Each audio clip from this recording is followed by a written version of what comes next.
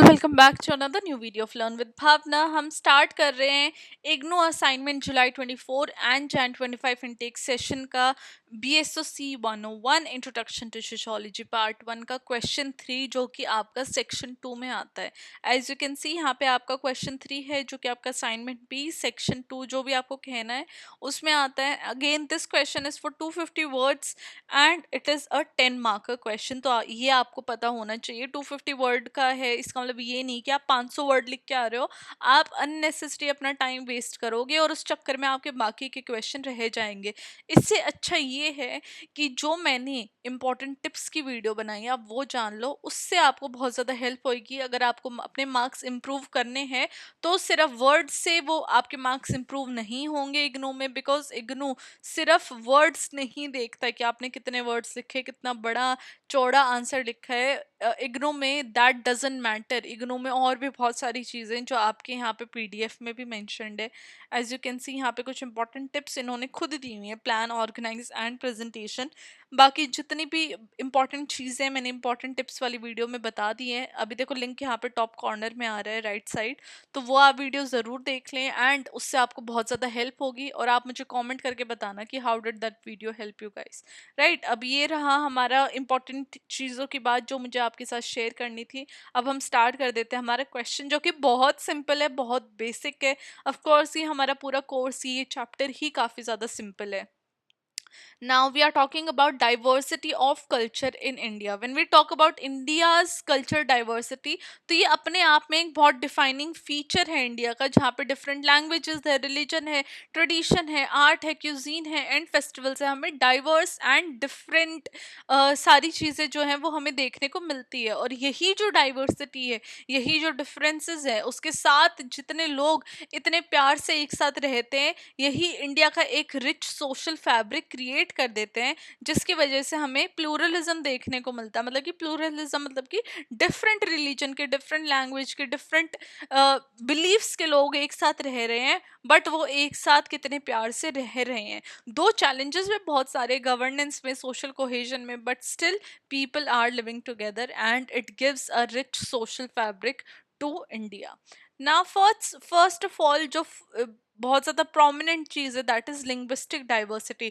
India के अंदर 1600 spoken languages हैं, जहाँ पे 22 ऑफिशियली रिकॉग्नाइज्ड लैंग्वेजेस है कॉन्स्टिट्यूशन के अंदर। हिंदी और इंग्लिश एक्ट करती हैं लिंक लैंग्वेजेस की तरह, जहाँ पे जिन स्टेट्स के अंदर अपनी खुद की लिंग्विस्टिक आइडेंटिटीज़ भी हैं, जैसे कि वेस्ट बंगाल में बंगाली बोली जाती है, तमिलनाडु में तमिल बोली जाती है। और ये जो फॉर्मेशन है लिंग्विस्टिक स्टेट का, चाहे वो आंध्र प्रदेश का फॉर्मेशन हो 1953 के अंदर, ये लैंग्वेज बेस्ड आइडेंटिटी पॉलिटिक्स को दर्शाता है। हावेवर जितने भी लिंग्विस्टिक कॉन्फ्लिक्ट्स है, जो लैंग्वेज के बेसिस के ऊपर कॉन्फ्लिक्ट भी काफ़ी ज़्यादा छिड़े हैं, चाहे वो एंटी हिंदी एजुटेशन हो तमिलनाडु के अंदर, तो वो चैलेंजेस भी दर्शाता है इस डाइवर्सिटी को मेंटेन करने के लिए। But nevertheless diversity is there and people are living with their own special languages. हर डिफरेंट स्टेट के अंदर हमें डिफरेंट लैंग्वेज मिलती है। हर स्टेट के एक 100 किलोमीटर के दायरे के बाद हमें एक डिफरेंट डायलेक्ट भी सुनने को मिलती है। तो ये अपने आप में एक जो ब्यूटीफुल जो ये रिश्ता है डिफरेंट लैंग्वेजेस का विद इन वन नेशन, वो हमें देखने को इंडिया में मिलता है। Now let's talk about second point that is religious pluralism. अब इंडिया जो होम है वो मेजर रिलीजन्स का होम है, जहाँ पे हिंदुइज्म, इस्लाम, क्रिश्चियनिटी, सिखिज्म, बुद्धिज्म, जैनिज्म और काफ़ी सारी ट्राइबल फेथ्स भी देखने को मिलती है। सेक्रेट साइट्स बहुत सारे हैं डिफरेंट रिलीजियस ग्रुप्स के लिए, जैसे वाराणसी जो है वो स्पेशल प्लेस है हिंदुइज्म के लिए। अजमेर शरीफ इस्लामिज्म को जो फॉलो करते हैं उनके लिए एक स्पेशल प्लेस है। गोल्डन टेम्पल सिखिज्म के लिए है। तो ये सब रिलीजियस को एग्जिस्टेंस हमें दिखाता है। काफ़ी सारी डिफरेंट फेस्टिवल्स भी सेलिब्रेट होते हैं धूमधाम से, चाहे दिवाली हो, ईद हो, क्रिसमस हो, पोंगल हो।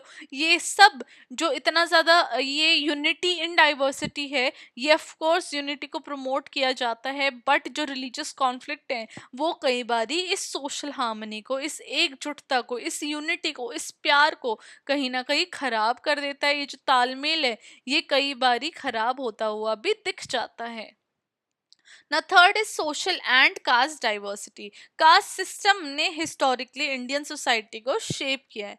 जब हम लीगली बोलते हैं कि लीगली अबॉलिश हो चुकी है कास्ट, बट स्टिल आज के टाइम में भी कास्ट इन्फ्लुएंस करता है, चाहे वो पॉलिटिक्स हो, सोशल मोबिलिटी हो, या फिर मैरिज हो। रिजर्वेशन पॉलिसीज अपने आप में काफ़ी सारी आई हैं जो मार्जिनलाइज कम्युनिटीज़ को अपलिफ्ट करने की बात हो, चाहे वो अर्बनाइजेशन हो या फिर एजुकेशन हो। धीरे धीरे जितने भी कास्ट बेस्ड डिस्क्रिमिनेशन है विद इन द सोसाइटी वो कम हो रहे हैं। बट दो कंप्लीटली जो कास्ट है वो इंडियन चैनल से या फिर जो इंडियन सोसाइटी है, जो इंडियन लैंड है, उससे कंप्लीटली नहीं हटे हैं, कंप्लीटली वैनिश नहीं हुई है, right.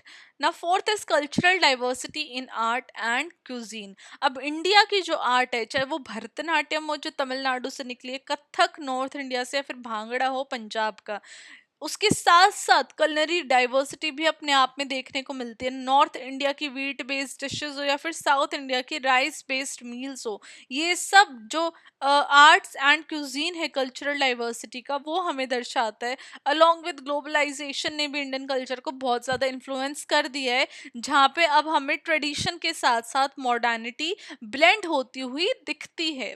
Eight the end we would conclude our answer by saying कि जो इंडिया की कल्चरल डाइवर्सिटी है वो सोशल यूनिटी एंड इनोवेशन को दर्शाता है। चैलेंजेस बहुत सारे हैं, चाहे वो रीजनलिज्म का चैलेंज हो या फिर रिलीजियस टेंशन का चैलेंज हो, बट जो हमारी कंट्री है वो आज भी कंटिन्यू कर रही है थ्राइव करना, ग्रो करना as a multicultural democracy, जहाँ पे ट्रेडिशन के साथ साथ मॉडर्न इन्फ्लुएंसेस को बैलेंस करना कोई इंडिया से सीखे, राइट। तो ये हमें इंडिया के अंदर देखने को मिलता है। दैट्स व्हाई वी से unity in diversity, and that is totally and purely, ये जो टाइटल है ये स्पेसिफिकली इंडिया को ही जाता है, because there is so much diversity of culture in India कि अगर आप एक कोने से दूसरे कोने में जा रहे हो ना, तो वहीं आपको इतनी डाइवर्सिटी दिख जाएगी, and that is the beauty of our nation. So this was our question 3। Let me know कि आपको क्या ब्यूटीफुल चीज लगती है अपने नेशन के बारे में।